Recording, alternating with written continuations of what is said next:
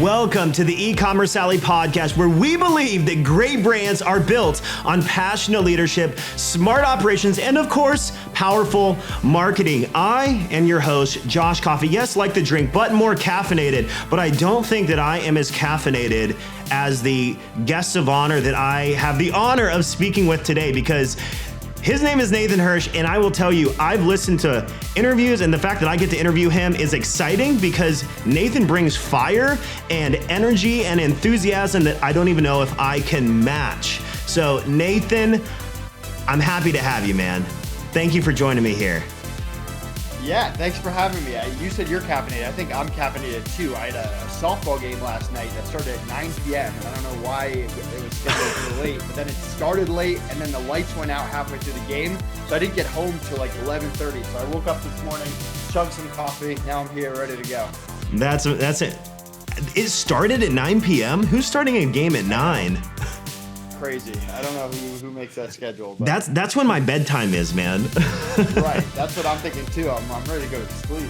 That's crazy. Well, hey, before we do get in here, just so everybody knows, I do want to read a little bit about you because I've followed you for the last couple of years. I've seen a lot of the things you've done, but just so anybody listening, if you've never met Nathan before, he's a lifelong entrepreneur. He's currently the CEO of Ecom Balance and Outsource School.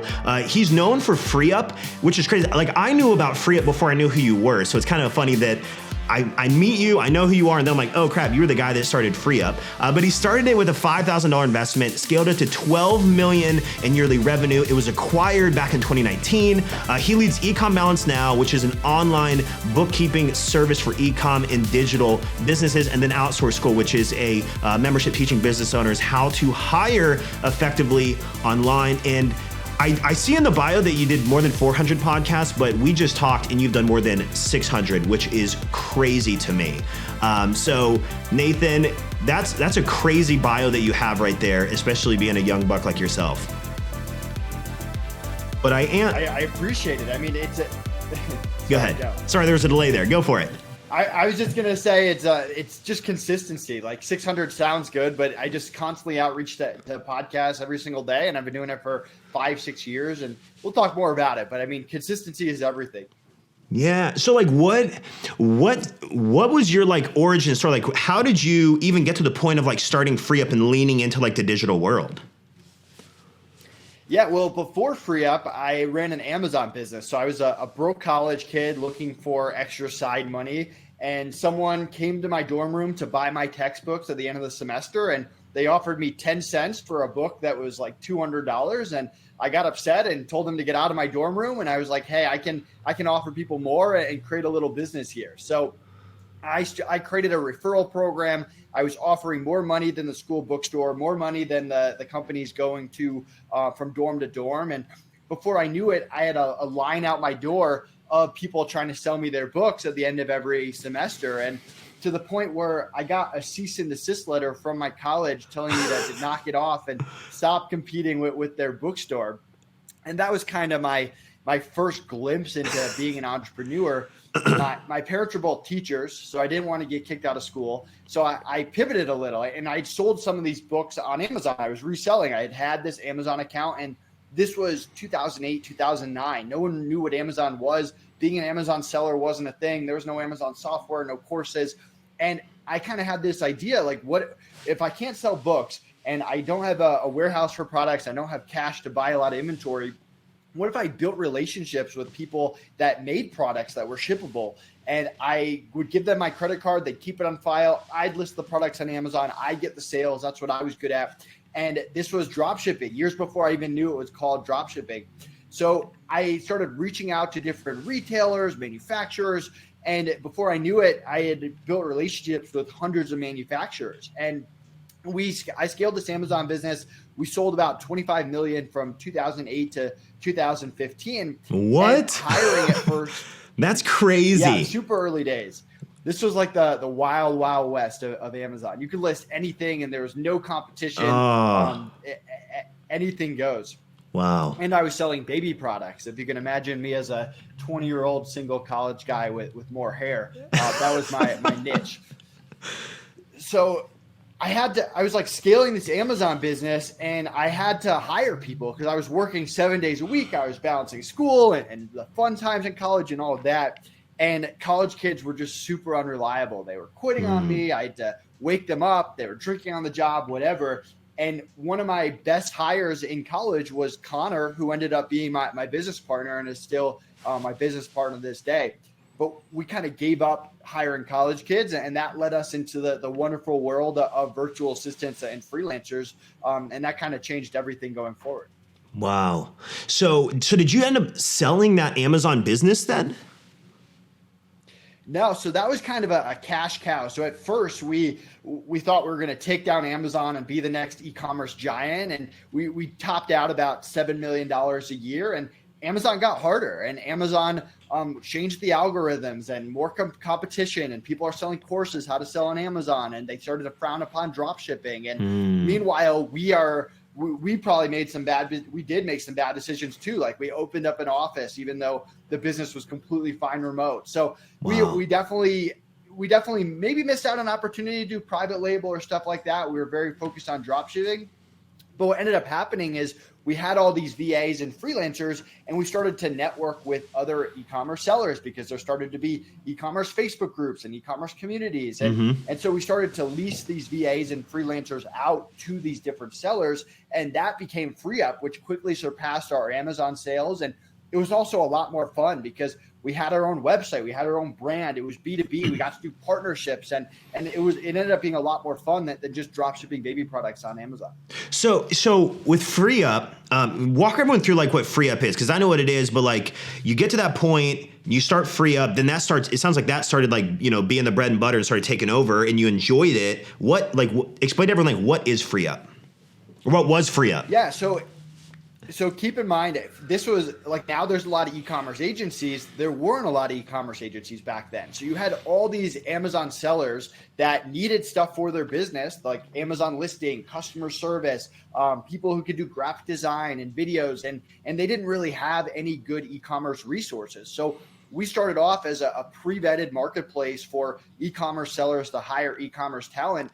And our whole thing was, we would get hundreds, eventually thousands of applicants every week of VAs and freelancers from around the world. We would vet them. The top 1% would get on our platform, and then people would create a free account, no minimum. They put in a request saying, hey, I need this, and we would match them up. And all the billing was done through our platform. We'd take a percentage, and then we had the best policies, and they still do, of if anything went wrong. If someone quit, we'd cover all replacement costs. If an issue happened, we'd resolve it quickly, refund you, get you a credit, get your replacement, whatever it was. And we gained a reputation of just having immaculate customer service, and eventually branched out of e-commerce into the marketing space as well. So that was kind of how we got off the ground. So I actually didn't know that. I didn't know that FreeUp was like e-commerce specific and then leaned into marketing. Does it right now, did it ever get outside of marketing, or was it always like marketing specific? So FreeUp, the first year we were probably more focused on Amazon sellers. And then by year 2, we expanded to like Shopify, eBay, and other sellers. And then by year 3, we got into the marketing community, like the ClickFunnels community, stuff like that. Okay. And I would say by year 4, when we sold it, we were just starting to get in with like the higher level people in the marketing space. Like we were working with all the top e-commerce people at that time. Marketing, there's obviously a lot more, and we were working with higher and higher influencers. And then we sold it, and we were getting referrals for all sorts of random stuff like real estate agents and software companies and stuff like that. But from a niche marketing perspective, we were targeting e-commerce and the marketing space. Okay. So, and when you were growing FreeUp, like what kind of marketing were you implementing to grow FreeUp, grow the database of both the customers and the servicing, like the marketers, the freelancers and the clients? Like, how'd you guys grow that so big? Yeah, so we kind of have this marketing blueprint that we've used on all of our businesses, whether it's Outsource School, Ecom Balance, Accounts Balance, FreeUp. Starts with podcasts. So you know that I go on a lot of podcasts. It's great to connect with hosts. A lot of times those hosts are influencers in the space or great partners. It's an easy way to get in front of thousands of people at once. It's great for SEO. It leads to more speaking opportunities, more podcasts, stuff like that. So that's one. Two is partnerships. We have a great partner program with all of our companies where we're getting people in front of our audience and vice versa. We're putting out content together. We're doing blog swaps. We're doing spotlights. We're doing podcasts. We're doing all these the content, email blast, stuff like that. Next is SEO. My business partner, Connor, is very good at SEO, very underrated in the space, but he's constantly getting us listed on high with keywords and just putting out really high level content. Next is cold outreach. So we're reaching out to influencers, we're reaching out to podcasts, we're reaching out on social media, we're sending emails, we're going after clients, and that's just consistent every single day. And from there, the last thing is affiliate programs. One of the best decisions we made at FreeUp was we launched a program where you get 50 cents for every hour billed to anyone that you refer forever. And wow. That got us off the ground. By year 4, we were paying out like $400,000 a year in affiliate money, which is a lot of 50 cents. So that's a lot of 50 cents. With Outsource School, we pay out 40% with anyone you refer. For Econ Balance, you get $50 a month reoccurring for as long as someone's a bookkeeping client of ours. So we get a lot of referrals there, and obviously great customer service leads to that. So those are kind of the 5 things we do with all our companies. Wow. Yeah. So I have noticed that because and I do want to talk about Econ Balance and where you're at, but as far as what I've seen, you guys are relentlessly after the affiliate side of things, but you're really good at it. It's like a tasteful way where it doesn't it doesn't feel like in your face. I don't know. I've seen it and I definitely see the affiliate side. So it makes sense why you guys did that back at FreeUp. And it sounds like that was the start that really you've just taken that all these years with you. Yeah, and one of the things that we did with the affiliate, which is kind of a good tip, is so we have our affiliate program, and then if you're an influencer, if you have a community, we had kind of the next level up. So we'd go to influencers that had all these Amazon sellers, and we say, hey, we'll give you $1 for every hour billed if you promote us, and then they promote us really hard. So you it's kind of an easy way to get in front of these people with communities, and you also have to prove yourself. There's a consistent follow-up. There's podcasts that I reached out to 25 times before they let me on, and now I've been on multiple times. And then there's also me going in and saying, hey, here are 3 people that are already in your community. Here are testimonials from them showing you that we take good care of them, and we want to protect your name and your reputation. Plus, we have this affiliate program that you can either give to your people in credit or we can pay you out. Wow. you guys it's funny, I don't know how old you are, but I think of back when you were doing all that. I think I'm just a little younger than you, so I think I'm just barely trailing you. But I just look at the growth that you've had in those years. I'm like, man, I wish I was 25 and or whatever, and seeing growth like that has been so big. When you were growing FreeUp, because that is a short time frame. You said it was 2015 to 2019 by the time you sold. How did you guys, from an internal infrastructure standpoint, grow that big? From leading a team and building a team in that capacity? Yeah, I mean, I'm a big fan of minimum viable product. So when we launched FreeUp, it was very little. We built this. We had this developer, Russell, who we still work with today. He built the most basic time clock software, which is what we called it, where clients could see the freelancers inside their account. The freelancers could log their hours, and the clients could see it, and that was it. We would manually add the freelancer. We'd connect the freelancer via email. We'd use a Google Doc to keep track of who we were matching. And absolute bare minimum to run this business. And we went out and we proved that we could sell it. And once we proved that we could get clients and keep clients, then we invest in the software. Then we added a ticketing system where it would match people. Then we added affiliate links inside the software for clients. And we added a client sign up process. And we added reviews and feedback and stuff in there. So to me, it was kind of prove the concept and then go all in to automate as much as possible and build a really great internal team. We had thousands of freelancers on the platform, but we had a 30-person team in the Philippines. We had no U.S. employees, 100% remote, no office, doing everything from sales to customer service to bookkeeping, you name it. And we couldn't have built it without them. We had all-stars in there. And when we sold FreeUp, we took $500,000 from the sale and gave it to our team in the Philippines because we couldn't have scaled it to 12 million without them. They were each working 40 hours a week. There's no way Connor and I could have done all that or come even close to it without their help. Wow. That's amazing. That's amazing. So, so kind of moving from Free Up. So Free Up turns into Outsource School, which it sounds like. So is Outsource School kind of? And I don't know as much about Outsource School. Like, what is it? And like, it sounds kind of similar to Free Up, but is it almost like teaching people how to use tools like Free Up? Like, what did Outsource School look like? Yeah, so Free Up didn't turn into Outsource School. We sold Free Up. We're out of Free Up, and we launched a membership. So the original plan when we sold Free Up was to take a year off, travel the world. Well, we sold Free Up in November 2019. So a few months later, the pandemic hit, and we were stuck at home, which was a weird place to be after just selling your company, stuck at home with nothing to do, not really able to travel or do anything. So while we're trying to brainstorm our next business and just thinking of like a random next business is hard.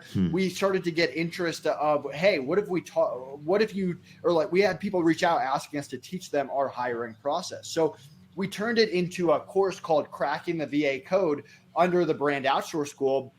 And we again, minimum viable product, got it out there and launched. And if people hated it, we were just going to refund them and move on to the next thing. And it got really great reviews, and people started telling other people, to the point where now it's a membership. It's $1,000 a year. You get access to our exact hiring process, a Facebook group to support you, all of our SOPs and different tactics for hiring that you can quickly plug into your business. And we don't provide VAs or anything in there, but it's pretty much all of our processes that we use to hire in all of our businesses. Wow. You have what a great machine. And I'm seeing a trend here. So I see Free Up, MVP, minimum viable product. And then you just said you did the same thing in Outsource School. So I'm going to bet Ecom Balance, which that is the thing right now, right? That you guys are building. How does that look like? So Outsource School, great, like pretty passive on our end. We put time into it, but it definitely doesn't take 60 hours a week to maintain. So Connor and I spent a year brainstorming business ideas, and there were a lot of bad business ideas thrown in there. And our whole concept is, even if we think something's a good business idea, like we thought Free Up was, we thought Outsource School was, again, minimum viable product, we're going to test it before and get some kind of validation before we just put everything into it. So with Ecom Balance, we started off by just interviewing e-commerce sellers. I reached out to as many e-commerce sellers as I could think of. We actually have a blog article where we posted all those interviews and the market research. It's right on the Ecom Balance blog. And we wanted to know everything, who the competitors were, what people liked, what people hated, everything about the bookkeeping market.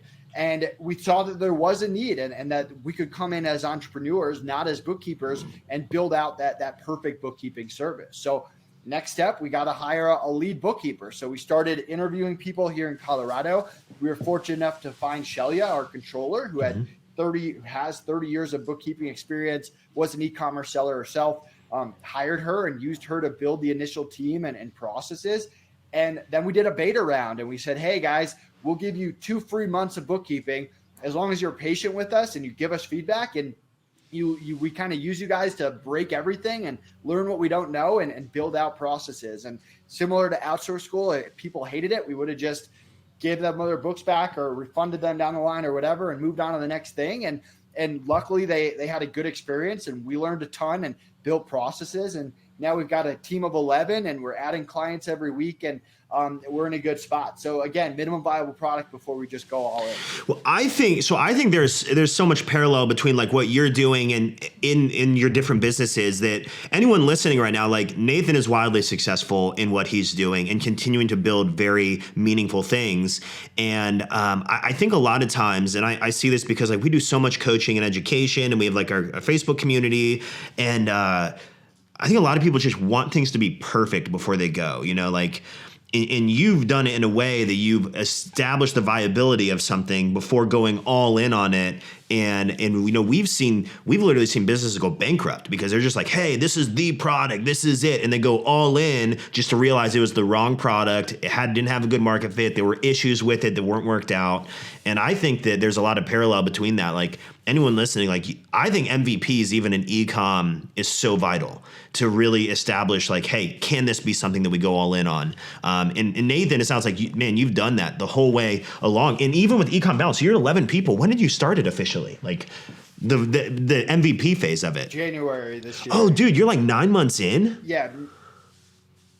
Yeah, we're still in year one. Like we're still a young business and building processes and systems, but we're excited. Like building businesses is fun, and when you pick up a little momentum, and especially if clients are happy with the service and your team it buys in, it's a fun place to be. Wow. So let's talk about ecom balance a little bit, because I think that I had, so you know Mike Michalowicz, Profit First. Yeah. So Mike he had someone write Profit First for ecom sellers. And I had Cindy Thomason, and I had Cindy on our podcast. I don't know, it was like podcast 10. It was pretty early in. And so Cindy came on and we were talking about it. And I don't really know a whole lot of people in like the ecom bookkeeping space. So I think that the fact that you're in it is really helpful, because I had a lot of people tell me they listened to that interview with Cindy and they're like, oh my goodness, I never thought of half the stuff that Cindy ever said, because they didn't have a super good grasp on bookkeeping. Like, what do you think some of the I have a couple questions around this, but like, what's the biggest financial mistakes or the bookkeeping things that like just punch e-commerce business owners in the face later? Yeah, so here's kind of first of all, Ecom Balance is a monthly bookkeeping service. We charge you on the 1st, you get your income statement, balance sheet, cash flow by the 15th, and it's built by entrepreneurs and people that have built bookkeeping processes in our business. To me, the first thing is entrepreneurs should never be doing their own bookkeeping. There's no situation that should happen, and experienced entrepreneurs know that. I mean, first of all, entrepreneurs have better things to do. It's just not a good use of your time. Any time that you spend on bookkeeping is time you can spend strategizing, growing your business, sales, marketing, you name it. And second, most entrepreneurs are just not good at bookkeeping. I know I spent a lot of time in my Amazon business doing bookkeeping, and I just had to pay to get it redone later. And most of the time, cleanup is more expensive than catch up, and it's way cheaper to just get it done right from the first time. From there, what you have to understand is you need a good monthly bookkeeping process. You do not need to take a course on how to use QuickBooks. You do not need to know how to reconcile transactions. You do need to set up a good monthly process in your business where the month ends by the 10th or the 15th. You get your income statement, balance sheet, cash flow, and you need to have a meeting on your calendar every single month that you don't miss for any reason, with your business partner, with your bookkeeper, with your team leaders, your husband, your wife, whoever it is. And we actually have a finance meeting agenda you can grab right on the Ecom Balance site. But that meeting, you go through every single report, you compare it to the previous month, you compare it to the same month last year, and that's where you make key decisions on your business. Now, there's other benefits to having clean books, like tax season's less stressful. You can get funding, you can get investments, you can sell your business.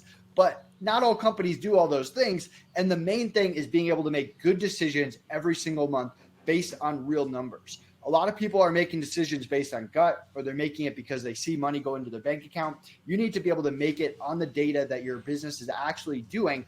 And that's the key to entrepreneurship, like that and hiring. And I know I like to focus on the unsexy parts of businesses, but a lot of businesses go under because they don't understand their finances, and a lot of businesses go under because they make bad hires. So you know, I was literally on a call before we got on here with one of our coaching clients, and she's just a small team, basically her with some like college kids that kind of help her because it's a college town occasionally, and they babysit her kids too, which is pretty 2 for 1. So she's talking about like, I don't know what to outsource. I don't have a lot of time. I've never honestly thought of it from this perspective, but really bookkeeping is that first non-official hire outsource that you're right. I think people should make, because it's not an enormous commitment. You're not committing to benefits, salary, like this entire person you need to now oversee, but rather you're committing to saying, I'm going to focus on higher impact and priority tasks, which I've never thought of that. Right. But I do it. So if someone outsources, like, just because you have experience in building like teams, how do you decide from a like financial standpoint, when does it make sense to make that next first hire, would you say? If someone outsources their bookkeeping, because I think that's a good first step, just on like the employment and the growing standpoint, like how do you decide that first hire? Or do you have any rules around that you kind of follow? Yeah. So to back up, so with my Amazon business, that one of the mistakes that I made was not hiring a bookkeeper and trying to do it myself. And then I made the mistake of just dumping everything on my account at the end of the year. And then finally I set up a good monthly bookkeeping process. And when I started FreeUp, I was like, okay, I'm not going to make that mistake again. The first hire we need to make is a bookkeeper. And we hired Marius, who is amazing. And from month one, before we were even really profitable, we were getting those reports every single month and making decisions based on what the report said.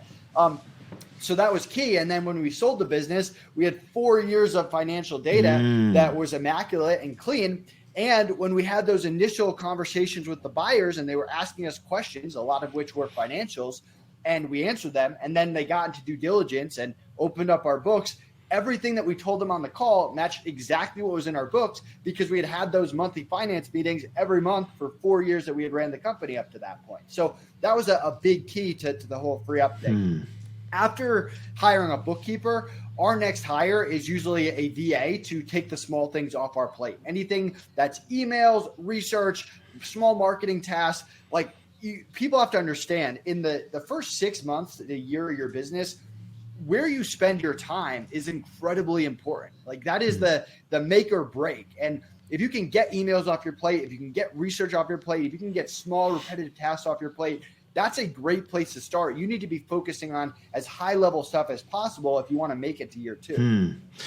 You just brought up a really interesting point, and I think this really important is clean books. Like clean books is if you're looking to sell, or even whether you think you're going to sell or not, I think having clean books is good. But I never thought of it from that perspective that you guys, things lined up. Yeah, you're on these calls, you're going through the process, but clean books probably increase the speed of that process. Now, when you did mention, what were those monthly documents that you think are important to look over? Yeah, income statement, balance sheet, cash flow. Like that's the bare minimum. You can have reports on top of that. Like with FreeUp, we would get client breakdowns and stuff like that, affiliate payouts. But the main thing is income statement, balance sheet, cash flow. Okay, and so once a month, your business partner, your spouse, you get together, you review all of these. When you're looking at those, what are the core things that you're looking at when you do that? Like the process with that. Yeah, in our situation, it's just me and my business partner. If you work with your husband or wife or whatever, that's when you would bring them in. So we're comparing this month to last month. We're comparing this month to the same month last year. We're looking at different segmentation. So in FreeUp, we had fixed price projects and we had hourly projects. So we're looking at which one of those are growing, where the margins are, what we should be focusing on. And in our case, different services too. Should we hire more PPC freelancers? Should we hire more listers, whatever, or add them to the marketplace? Then we go through expenses. Are there any expenses that we can cut that we're not using? Any software stuff, any software recurring payments that we can get rid of? Then we look at, hey, is our expenses going up faster than sales, or are sales going up at a good pace where we can actually add expenses and make more hires? Where do we have room to actually invest money? And then we also look at margins, because a lot of people fall into the trap where revenue is going up and the margins are going down. So if our margin is low for 1 month, that's where we need to make a change. We need to figure out how to increase that, whether it's increased pricing, whether it's figure out how to lower expenses, whatever it is. So those are a few things. And if you want the full list, you can go to ecombalance.com and grab our finance meeting agenda, and we break it down step by step of what you should be going through every single month. That's awesome. You said ecombalance.com. You guys will just have that doc right there.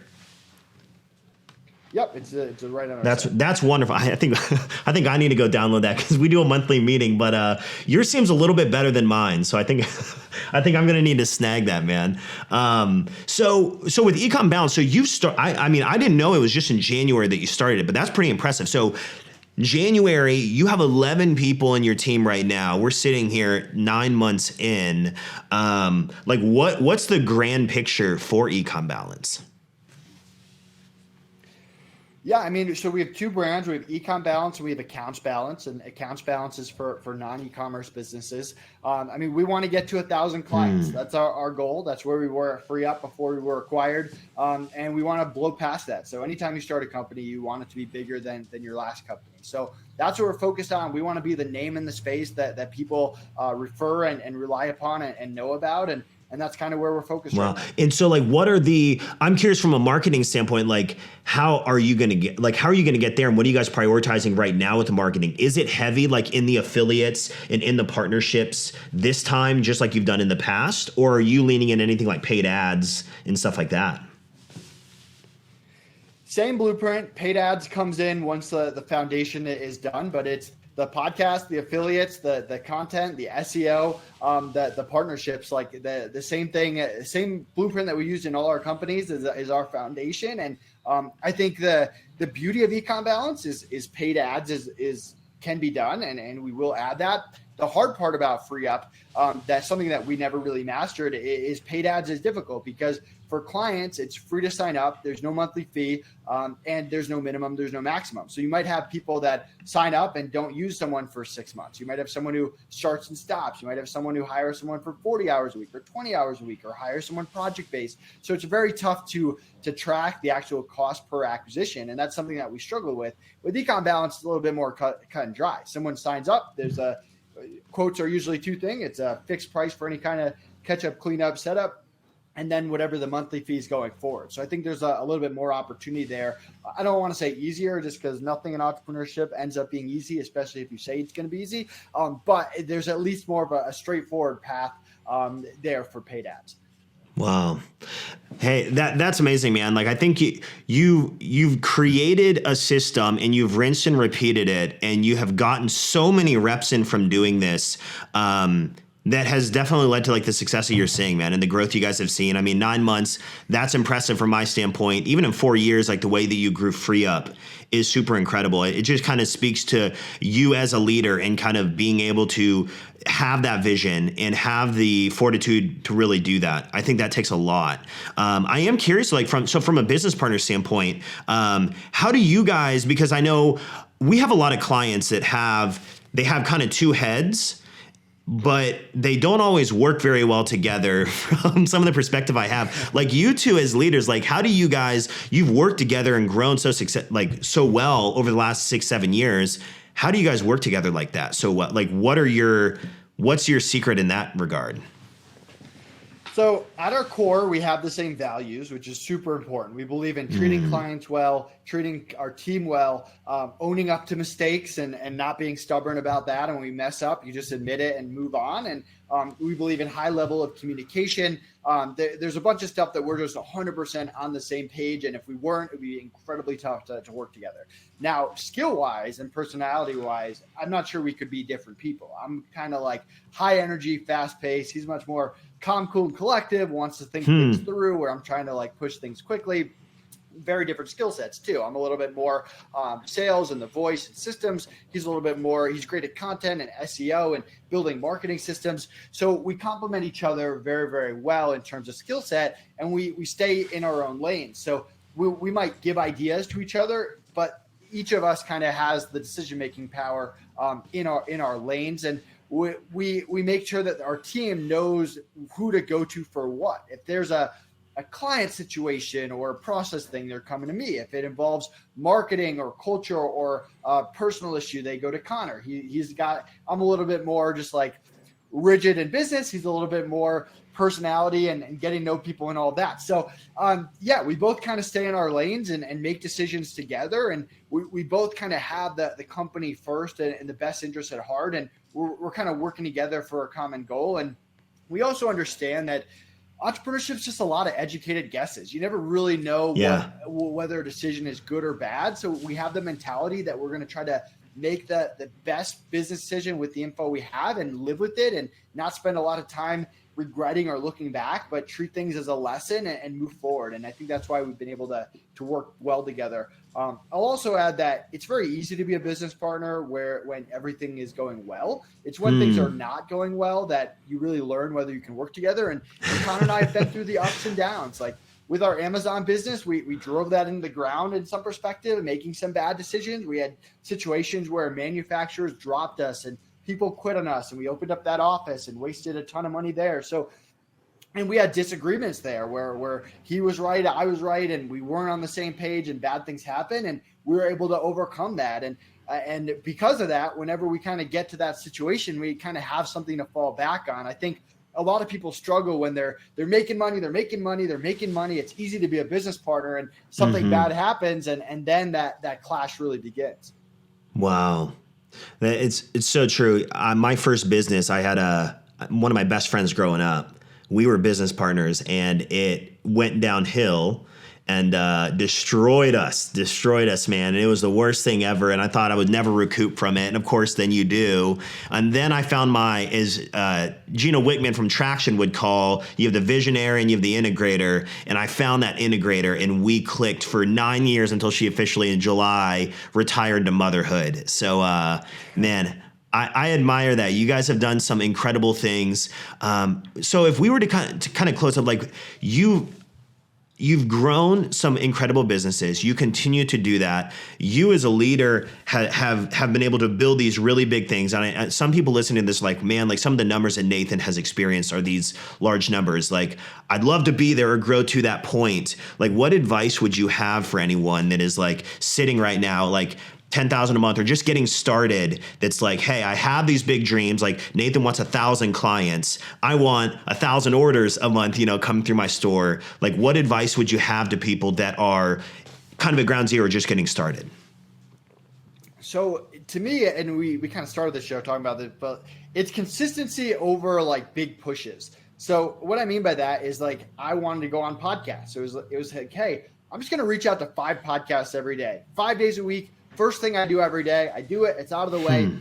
And that's what I do every single day. And you can eventually hire a VA to do that or whatever. But it's the same thing no matter what it is. Like SEO on Connor's side, consistent actions every single day. We're not trying to do a quick fix to get to page 1. It's consistent stuff every single day. Like you mentioned, content, seeing us on social media. It's just consistent every single day. There's nothing that we're doing that we're just like, hey, today's the day where we blow everything up and it's like this gigantic thing. It's just solid, consistent every single day. We're trying new things, and if that works, we're doing it consistently. If we do something consistently, it doesn't work, we pull back and focus our efforts elsewhere. And I know that kind of oversimplifies it, but that's really what we do. And that's what we preach to the people on our team. Like, we don't need you to be a hero. We don't need you to work a 20-hour day and accomplish something that no one else has done before. We just need consistency from you every single day with the strategy. And that's really a big part of our success. And in there, you get failure. Like if you're doing lead generation, you're going to get rejected a ton, but it's just about that consistency every single day. I think that is a solid note to kind of end on. I think that getting your reps in is underrated. And, Alex Hormozi talks all about like, he's just in love with the game. He has his podcast, The Game, about business and business being a game. And he's in love with the game, right? Too many people fall in love with the destination. I think that you guys have been able to fall in love with the game, realizing that I'm going to just get punched and I'm going to have to learn my form. I'm going to have to get my reps in. 5 podcast reach outs a day. Dylan, go ahead and take note, because I'm going to have you start doing 5 podcast reach outs a day starting tomorrow. So, man, that's amazing. Nathan, I am curious. So on the social media side of things, what are you most active on? Because I want everybody to go follow Nathan. I know we're friends on Facebook, and Nathan puts some incredible stuff out there that's not only it's insightful and it's actionable. So where can we send people to hook up with you, man? Yeah, go to me on Facebook, me on LinkedIn, me on Instagram, just Nathan Hirsch. I'm pretty active on all 3, and feel free to reach out. I love just connecting with other entrepreneurs, and obviously you can check out Ecom Balance or Outsource School if you want to check out either of my companies. I love it, man. And I know your team sent over, you guys said that if anybody wants to talk to Ecom Balance and work with Ecom Balance, you guys are giving them 2 free months. Like, that's pretty crazy to me. So if you guys want to get that, we're going to go to alleypodcast.com/ecombalance, and it'll just redirect you to Nathan's website. Go check that out, because like Nathan said, the first thing you should do, I think I waited a whole 2 weeks before I outsourced bookkeeping. I think I did business for like 2 weeks, and I'm like, oh, I have to keep track of all these things, and then I have to go learn how to be a bookkeeper, and that is not what I want to do. that first outsource should be your bookkeeping. So if you're listening to this right now and you have not outsourced your bookkeeping, you need to free up the time in your life so you can focus on high priority stuff. So go to alleypodcast.com/ecombalance, all one word. We'll have that redirect to Nathan's website. But Nathan, man, I'm glad you spent the time. You were here. You definitely brought way more energy than me. You were like I say, I'm the fully caffeinated founder. You're like the next level, man. I appreciate it, man. Thanks for having me. And we'll do it again sometime. I love it, guys. Hey, well, you've been listening to the Ecommerce Alley podcast with Josh Coffey, Nathan Hirsch. We appreciate you. If you want to check out Nathan's brand, Ecom Balance or Outsource School, go to alleypodcast.com/ecombalance or alleypodcast.com/outsource school, all one word. We'll send you right over. But Nathan and I are grateful that you were listening in, and we'll see you guys next time.